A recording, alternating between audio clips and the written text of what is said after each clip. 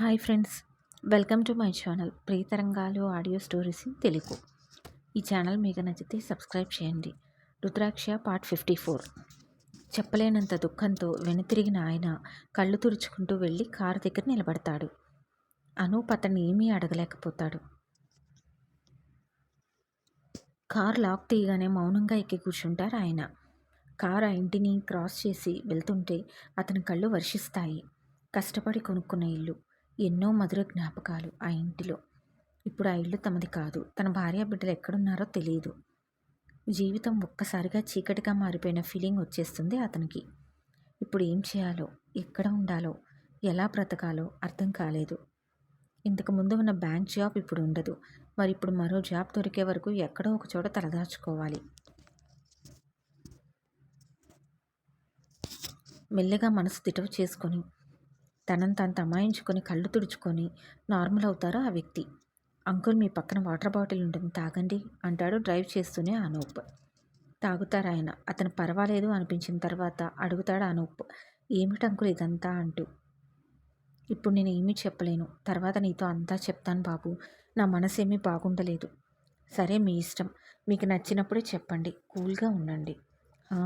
కూల్గా ఉండటానికే ట్రై చేస్తున్నాను, లేకపోతే ముందున్న దారి కనిపించదు.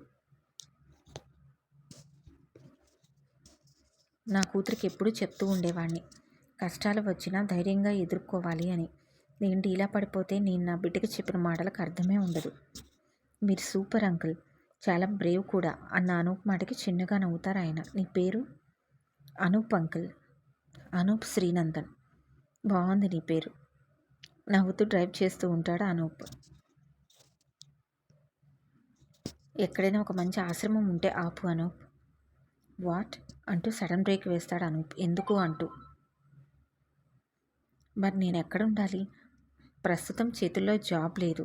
నా భార్య బిడ్డల్ని వెతుక్కోవాలి. అంతవరకు బతకడానికి డబ్బులు కావాలి కదా, అది లేరు మరి. అందుకే అడిగాను. హోటల్స్లో కూడా ఉండలేను. ఒంటి మీద ఉన్న కొద్దిపాటి బంగారం వాళ్ళు లాగేసుకున్నారు. ఫ్రెండ్స్ ఇంటికి వెళ్ళి వాళ్ళకు భారం కాలేను. ఒకరోజు లేదా 2 రోజులైతే ఉండవచ్చు. బ్రతకడానికి దారి ఎప్పుడు దొరుకుతుందో తెలియదు. అందుకే ఏదైనా మంచి ఆశ్రమం ఉంటే చూడు బాబు. మీరు భలేవారు అంకుల్ అంటూ కార్ స్టార్ట్ చేస్తాడు అనూప్. మీ ఫ్యామిలీని వెతికి మీ దగ్గరికి చేర్చే పూచి నాది. అప్పటి వరకు మా ఇంట్లో ఉండండి. నిజంగా వెతకడానికి హెల్ప్ చేస్తావా అంటూ అడుగుతారు ఆనందంగా. తప్పకుండా, ఆ పూర్తి బాధ్యత నేను తీసుకుంటాను. థ్యాంక్స్ అనూప్, కానీ మీ ఇంట్లో ఉండి మీకు భారం కావడానికి నా మనసు ఒప్పుకోవడం లేదు. నేను అడిగినట్లుగా నన్ను ఆశ్రమంలో ఉంచు. లేదు అంకుల్, నేను మీతో మాట్లాడవలసింది కూడా చాలా ఉంది. ఇంకా మీరు బయట ఎక్కడైనా ఉంటే మీ ప్రాణాలకి ప్రమాదం. సో అసలు నేరస్తులు దొరికే వరకు మీరు మా ఇంట్లోనే ఉండండి. మీ ఫ్యామిలీని నేను వెతికి తీసుకువస్తాను. వాళ్ళు కూడా కొన్ని రోజులు మా ఇంట్లోనే ఉంటారు. అదే మీకు మంచిది. అది కాదు అనూప్ అంటూ ఆయన మాట్లాడబోతుండగా తిరిగి ఆపేస్తాడు అనూప్. మీరేం మాట్లాడినా నేను వినను అంకుల్. నాకు మీ సేఫ్టీ ముఖ్యం. మిమ్మల్ని కాపాడినందుకు మీరు నాకు ప్రతిగా ఏదైనా చెయ్యాలి అనుకుంటే అది ఇదే. మీరికేమీ మాట్లాడకండి అనడంతో ఇక వేరే దారి లేక సైలెంట్ అవుతాడు ఆయన కూడా. సరే, నీ ఇష్టం, కానీ నేను ఊరికే ఉండలేను. ఏదైనా వర్క్ చేస్తాను.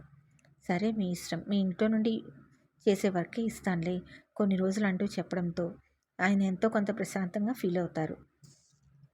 అంతలో ఆయనకు సడన్గా ఏదో గుర్తుకు రావడంతో అనూప్ వైపు చూసి, ఆ బుక్లో ఉన్న మిగతా ఇద్దరి ప్రాణాలు అంటూ ఆగిపోయి కంగారుగా అనూప్ వైపు చూస్తారు ఆయన. ముందుగా బుక్లో ఉన్నది ఫోకస్ చేయక త్రినేత్ర గారిని కాపాడలేకపోయాను, కానీ మిగతా ఇద్దరిని కాపాడాను అని అనూప్ చెప్పడంతో ఆయన చాలా హ్యాపీగా ఫీల్ అవుతారు. థ్యాంక్ యూ అనూప్, చాలా సంతోషంగా ఉంది. అసలు అలా ఎలా కాపాడావు అంటూ అడుగుతారు ఆయన. అది చెప్పాలంటే చాలా టైం పడుతుంది అంకుల్. ఇంటికి వెళ్ళి మాట్లాడుకుందాం. సరే, వాళ్ళు సేఫ్ కదా, అది చాలు నాకు. నాకు మాత్రం ఏదో ఒక వర్క్ ఇవ్వాలి, ఊరికే ఉండలేను.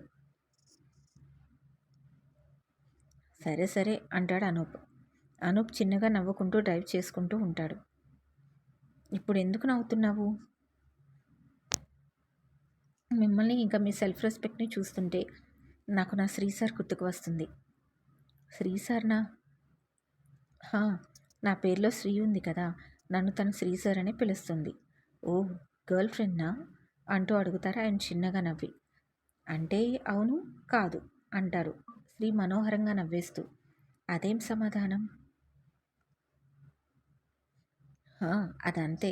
తను నాకు కాంపిటీషన్‌లో పరిచయం అంటూ ఆ రోజు జరిగింది చెప్పి ఆకృతి హెల్ప్ చెప్తాడు. చాలా తెలివైంది. మంచి టాలెంటెడ్. తర్వాత నా కంపెనీలో తనకి జాబ్ ఇచ్చాను. తన మంచితనం, తన సెల్ఫ్ రెస్పెక్ట్ చూసి తనని ఇష్టపడ్డాను. ఎంతో కష్టాలు పడి ఓర్పుగా కుటుంబాన్ని నెట్టుకురావడం ఇంకా నచ్చింది. నా ఇష్టం ప్రేమగా మారింది. తను కూడా నన్ను ప్రేమించింది. నేనంటే పిచ్చి ప్రాణం. నాకన్నా కూడా తనే ఎక్కువ నన్ను ప్రేమించింది. నా పేరెంట్స్‌కి చెప్పాను, ఒప్పించాను. వాళ్ళింట్లో కూడా ఒప్పించాను. కానీ ఇంత చేసినా దానికి మాత్రం నా ప్రేమ విషయం చెప్పలేదు. వీళ్ళందరినీ ఒప్పించినట్లు కూడా నా తెంగరికి తెలీదు. తనకు నా ప్రేమ ఇండైరెక్ట్‌గా చూపిస్తూనే ఉన్నాను కానీ, ఇంతవరకు డైరెక్ట్‌గా నువ్వంటే ప్రాణమని చెప్పలేదు. తనింకా డైలమాలోనే ఉంచాను. అందుకే అది కూడా తన మనసు నా ముందు బయట పెట్టలేదు. ఎందుకు అలా? మరి నేను ఇలా అనుక్షణం ప్రమాదాలతో పోరాడుతూ ఎలా దానికి నా మనసులో ఉన్నది చెప్పగలను? ఈ బుక్‌లో ఉన్న వాళ్ళ ప్రాణాలు కాపాడాక చెప్పొచ్చని ఆగాను. బుక్ గురించి క్లియర్ అయింది కదా! ఇక తనను బాధ పెట్టను. నా ప్రేమను తనకి చెప్పేస్తానంటాడు నవ్వుతూ. హ్మ్. గుడ్. ఇంతకీ తన తెంగరి అని ఎందుకన్నావు? అంటూ అడుగుతారాయన. తను ఎంత మంచిదో అంత తింగరిది కూడా. అంటే అమాయకురాలని అర్థం. దాని అమాయకత్వం అంటే నాకు పిచ్చి. నీకు ఆ అమ్మాయి అంటే చాలా ఇష్టం అనుకుంటాను. చాలా లక్కీ తను. లేదంకుల్ నేను లక్కీ అంటూ నవ్వుతాడు అనూప్. నీ లవ్ స్టోరీ బాగుంది. మరో విషయం ఏంటంటే వాళ్ళ అమ్మ ఇంకా మా అమ్మ బెస్ట్ ఫ్రెండ్స్. అందుకే వాళ్ళ అమ్మగారికి దెబ్బ తగిలితే ప్రస్తుతం మా ఇంట్లోనే ఉంచాము. అదీ కాక నేను ఇలా ఈ పని మీద ఊరు వెళ్తున్నాను కదా! వాళ్ళెక్కడ ఉంటేనే నాకు ప్రశాంతంగా ఉంటుంది. మీలాగే దానికి కూడా సెల్ఫ్ రెస్పెక్ట్ చాలా ఎక్కువ. మేము ఊరు నుండి రాగానే వాళ్ళ అమ్మ, తను మా ఇంటి నుండి వెళ్ళిపోతామన్నారు. ఎక్కడ లాక్ చేయాలో అక్కడ లాక్ చేసింది మా మమ్మీ. పర్మనెంట్‌గా ఔట్ హౌస్‌కి వాళ్ళని ఫిక్స్ చేసింది అంటూ చెప్పి నవ్వుతాడు అనూప్.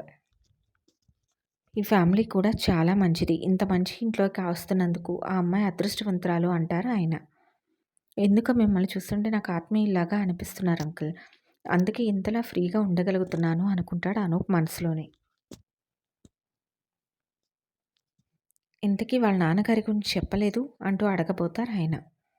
ఇంతలో ఇల్లు రావడంతో కారు ఆగుతుంది. ఆఫీస్‌లో వర్క్ చేస్తున్న ఆకృతికి అనూప్ బాగా గుర్తుకు వస్తూ ఉంటాడు. వెళ్ళి 3 రోజులయింది. ఇంతవరకు రాలేదు అని ఆమె అనుకుంటూ ఉన్నప్పుడే ఆఫీస్‌లోకి అడుగుపెడుతున్న అఖిల్‌ని చూసి ఆకృతి మొహం వెలిగిపోతుంది. సార్ వచ్చేసారా అనుకుంటూ అఖిల్ వెళ్ళిన తర్వాత కూడా డోర్ వైపు చూస్తూనే ఉంటుంది. ఎంతసేపటికి అనూప్ రాకపోయేసరికి ఆకృతి వదనం చిన్నబోతుంది.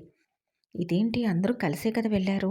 అఖిల్ సార్ ఒక్కరే వచ్చారు. శ్రీ సార్ రాలేదు అనుకుంటూ ఇక తప్పక తన ఆలోచనలను పక్కకు పెట్టి వర్క్‌లో పడుతుంది. లేటుగా వస్తారేమో అనుకుంటూ తన మనసుకు సర్ది చెప్పుకుంటుంది. ఎంతగా పని చేస్తున్నా మనసు మాత్రం శ్రీ దగ్గరే ఉండిపోతుంది. కార్ పోర్టికోలో ఆగగానే అనూప్ కిందకి దిగుతాడు. వెంటనే ఆ వ్యక్తి కూడా దిగుతారు.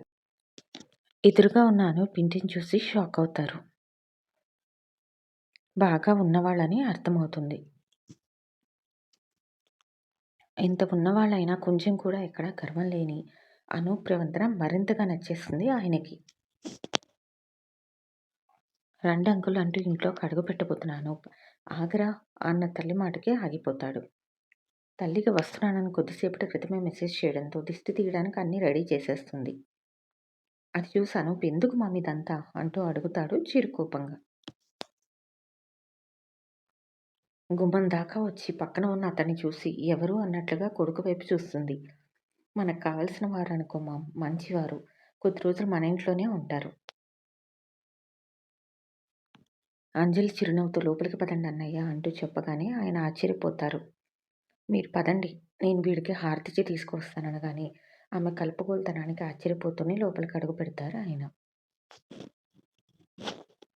అంజలి కొడుక్కి ఫుల్‌గా దిష్టి తీసి పనివాళ్ళకిచ్చి బయట పడేయమని చెప్పి అనూప్‌ని లోపలికి తీసుకువస్తుంది. ఈ స్టోరీ నచ్చితే సబ్స్క్రైబ్ చేయండి.